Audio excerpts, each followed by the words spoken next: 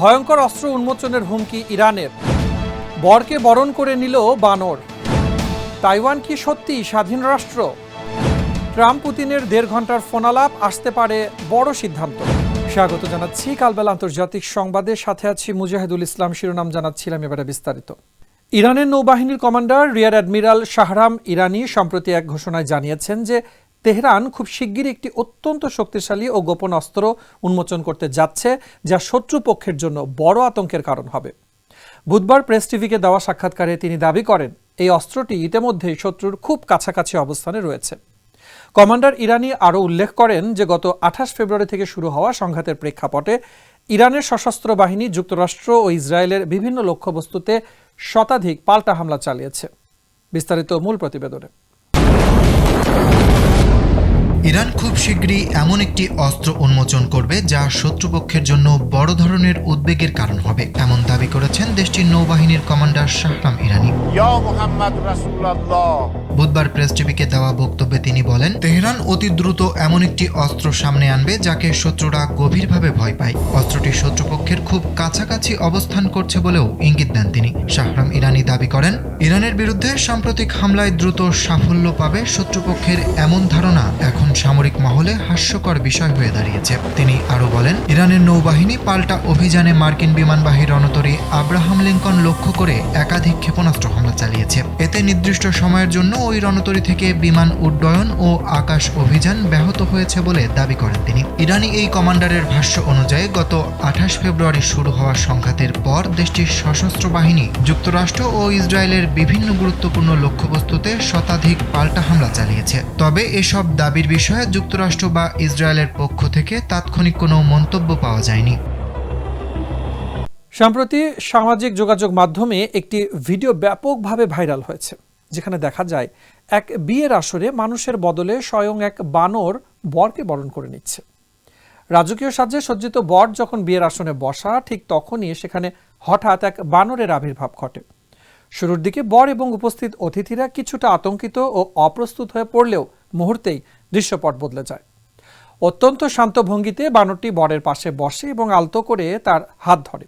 এই অভাবনীয় ও মায়াবী দৃশ্য দেখে বরের আতঙ্ক নিমিষেই স্বস্তির হাসিতে রূপ নেয়। বিস্তারিত মূল প্রতিবেদনে।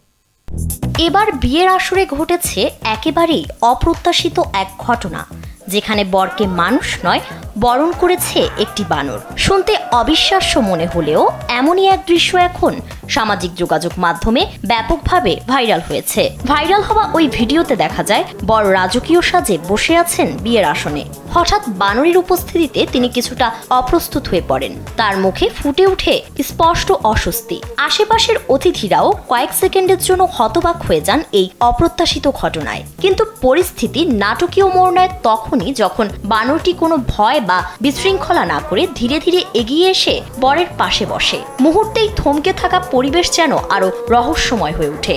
এরপরই ঘটে সবচেয়ে অবাক করা ঘটনা। বানরটি এগিয়ে গিয়ে বরের হাতটি আলতোভাবে ধরে ফেলে। এই দৃশ্য দেখা মাত্রই বদলে যায় পুরো আবহ। বরের মুখের আতঙ্ক মিলিয়ে গিয়ে সেখানে ফুটে ওঠে স্বস্তির হাসি। আর ঠিক তখনই পুরো বিয়েবাড়ি ভরে ওঠে হাসি, করতালি আর আনন্দে। ভিডিওটি সামাজিক যোগাযোগ মাধ্যমে ছড়িয়ে পড়ার পর শুরু হয় ব্যাপক আলোচনা। কেউ এটিকে নিছকই মজার ঘটনা হিসেবে দেখছেন।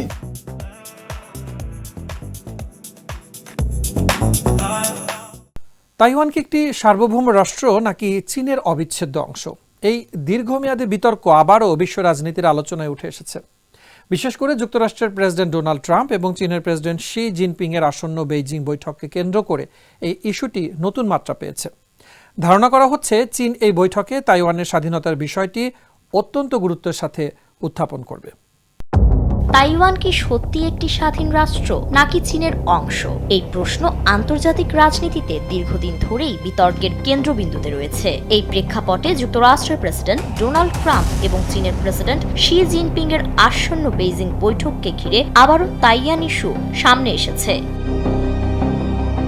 ধারণা করা হচ্ছে বৈঠকে চীন তাইওয়ান স্বাধীনতা বিষয়টিকে একটি গুরুত্বপূর্ণ রাজনৈতিক ইস্যু হিসেবে তুলতে পারে। ফলে নতুন করে আন্তর্জাতিক অঙ্গনে প্রশ্ন উঠছে, তাইওয়ান কি বাস্তবে একটি স্বাধীন রাষ্ট্র নাকি এটি এখনো চীনের সার্বভৌমত্বের অংশ হিসেবে বিবেচিত? ঐতিহাসিকভাবে তাইওয়ান একসময় ফরমোসা নামে পরিচিত ছিল। দ্বীপটিতে দীর্ঘদিন আদিবাসীদের বসবাস থাকতেও 1700 শতকে কিছু সময়ের জন্য ডাচ ও স্প্যানিশরা শাসন করে। পরে 1684 সালে চিং রাজবংশ এটিকে চীনের অংশ করে এবং 1885 সালে আলাদা প্রদেশে উন্নীত করে। 1895 সালে চীন জাপান যুদ্ধে পরাজয়ের পর তাইওয়ান জাপানের উপনিবেশ হয়, যা দ্বিতীয় বিশ্বযুদ্ধ শেষে 1945 সালে চীনের রিপাবলিক অব চায়নার কাছে ফিরে আসে। এরপর 1949 সালের গৃহযুদ্ধে কমিউনিস্ট বাহিনীর কাছে পরাজয়ের পর রিপাবলিক অব চায়না সরকার তাইওয়ানে আশ্রয় নেয়, আর মূল ভূখণ্ডে গঠিত হয় পিপলস রিপাবলিক অব চায়না। এই বিভাজন থেকেই শুরু হয় বর্তমান তাইওয়ান ইস্যুর রাজনৈতিক জটিলতা। বর্তমানে তাইওয়ান নিজস্ব সরকার, সেনাবাহিনী, পাসপোর্ট ও মুদ্রা নিয়ে কার্যত স্বাধীনভাবে পরিচালিত হলেও অধিকাংশ দেশ এটিকে আনুষ্ঠানিক স্বীকৃতি দেয় না। যুক্তরাষ্ট্র 1979 সালে আনুষ্ঠানিক সম্পর্ক ছিন্ন করলেও এক চীন নীতির আওতায় আত্মরক্ষায় সহায়তা দিয়ে আসছে। অন্যদিকে চীন তাইওয়ানকে নিজের অংশ হিসেবে দাবি করে প্রয়োজনে শক্তি ব্যবহারের হুঁশিয়ারি দেয়, ফলে আন্তর্জাতিকভাবে তাইওয়ানের অবস্থান এখনো বিতর্কিত ও অনিশ্চিত। একদিকে কার্যত স্বাধীন শাসন ব্যবস্থা, অন্যদিকে সীমিত স্বীকৃতি। এই দ্বন্দ্বেই আটকে আছে তাইওয়ানের ভবিষ্যৎ। ফারিন রহমান প্রীতি, কালবেলা। ইউক্রেন ও মধ্যপ্রাচ্যের চলমান রক্তক্ষয়ী সংঘাত নিরসনে এক দীর্ঘ ও তাৎপর্যপূর্ণ ফোনালাপে অংশ নিয়েছেন যুক্তরাষ্ট্রের প্রেসিডেন্ট ডোনাল্ড ট্রাম্প এবং রাশিয়ার প্রেসিডেন্ট ভ্লাদিমির পুতিন। বুধবার প্রায় 1.5 ঘণ্টার এই ফোনালাপে মূলত ইউক্রেনে যুদ্ধবিরতি এবং ইরানের পারমাণবিক কর্মসূচি নিয়ে বিশদ আলোচনা হয়। ক্রেমলিনের তথ্যমতে দ্বিতীয় বিশ্বযুদ্ধ জয়ের বার্ষিকী উপলক্ষে পুতিন ইউক্রেনে একটি অস্থায়ী যুদ্ধবিরতির প্রস্তাব দিয়েছেন। বিস্তারিত রিপোর্টে। Владимир Путин считает правильным решение Дональда Трампа ইউক্রেন যুদ্ধ এবং মধ্যপ্রাচ্যে চলমান সংঘাত নিয়ে দীর্ঘ আলোচনা করেছেন যুক্তরাষ্ট্রের প্রেসিডেন্ট ডোনাল্ড ট্রাম্প ও রাশিয়ার প্রেসিডেন্ট ভ্লাদিমির পুতিন।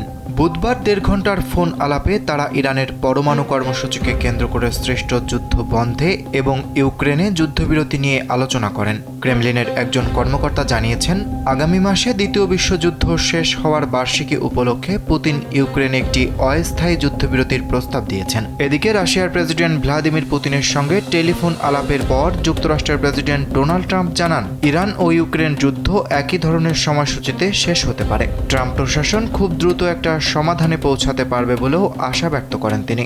মার্কিন প্রেসিডেন্ট বলেন, যুক্তরাষ্ট্র একটি ভালো সমাধান দেখতে চায়। এদিকে পুতিন ইরানের ইউরেনিয়াম মজুদ বিষয়ে সহায়তা করার প্রস্তাব দিয়েছেন বলেও জানিয়েছে ট্রাম্প।